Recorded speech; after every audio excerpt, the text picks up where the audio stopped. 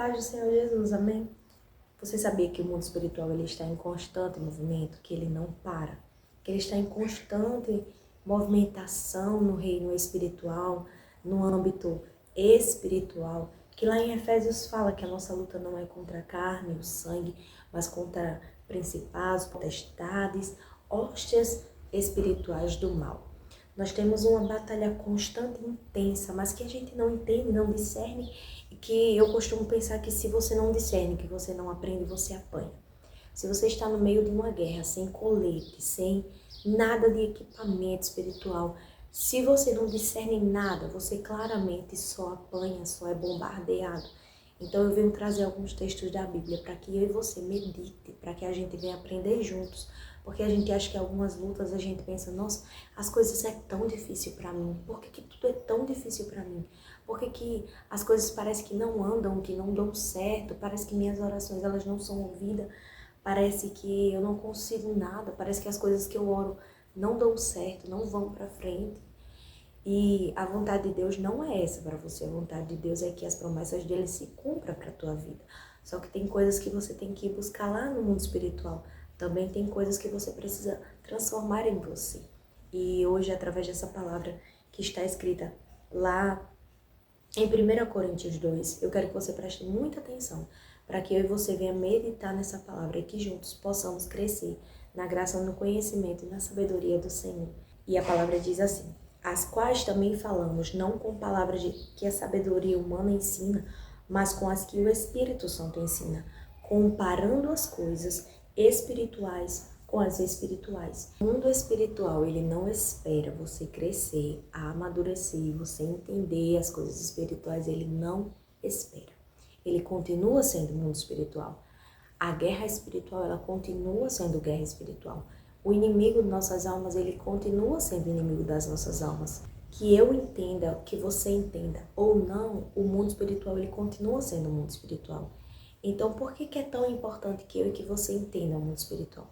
Porque quando discernimos as coisas, o Espírito Santo nos faz crescer, amadurecer, ele nos faz compreender as coisas do Espírito. A palavra diz que o que é espiritual se discerne de forma espiritual.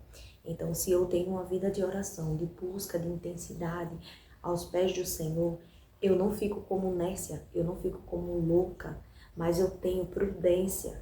Não a prudência humana, não com sabedoria humana, mas com a prudência do Senhor. Importante é a gente entender que o mundo espiritual, ele continua em movimento. Então, eu que preciso aprender, eu que preciso discernir. Sou eu que preciso estar aos pés de Jesus para aprender. A gente vê pela história de Marta e Maria. As duas recebem o Senhor Jesus na sua casa. Porém, Marta, muito atarefada, com muitos afazeres, Marta não discerne em espírito o que ela precisa fazer. Naquele momento, Marta não precisava servir, Marta precisava aprender. Então, Marta não discerniu e perdia a bênção. Até que o Senhor fala com ela e diz: Marta, Marta, você anda muito atarefada, você anda muito aflita com muitos afazeres.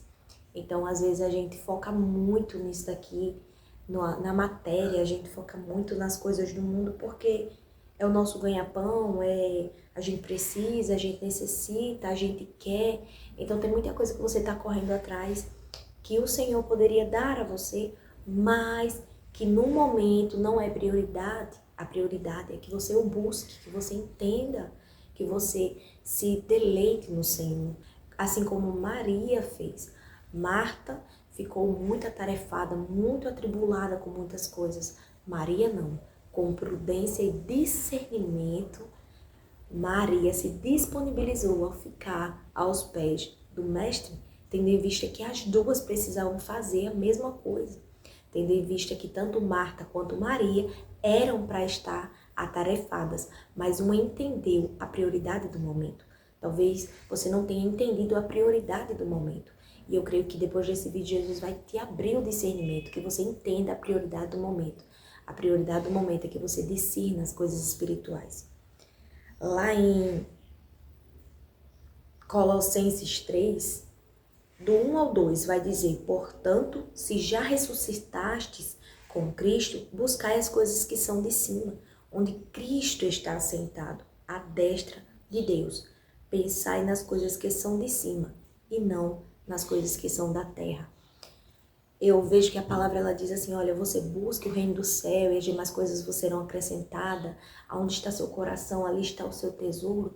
Não é que Deus está dizendo que a gente não é para buscar as coisas. Ele quer que a gente busque, Ele quer que a gente batalhe, que a gente corra atrás, que a gente seja aquelas pessoas que perseveram pelas coisas. Não que isso não seja importante, mas que o mundo espiritual é muito mais importante. Afinal, você tem que conhecer o céu que você vai.